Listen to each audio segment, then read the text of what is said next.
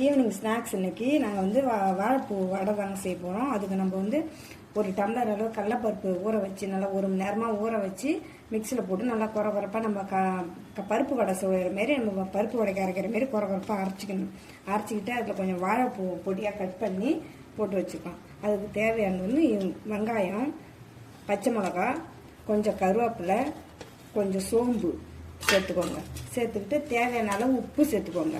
தேவையான அளவு உப்பு சேர்த்துக்கிட்டு நல்லா தேவையான அளவு உப்பு சேர்த்துட்டு எல்லாத்தையும் நல்லா கிளறி விட்டு பிசைஞ்சு வானில் வச்சு எண்ணெய் காஞ்ச உடனே தட்டி போட வேண்டியதான். நம்ம வடையை நம்ம கடலைப்பருப்பு வடை தட்டி போடுற மாதிரியே தட்டி போடுங்க. எண்ணெய் நல்லா காஞ்சி ஹீட்டாக இருக்கு பாருங்க. இந்த சமயத்தில் நம்ம வந்து இந்த வடையை தட்டி போட்டுக்கலாம்.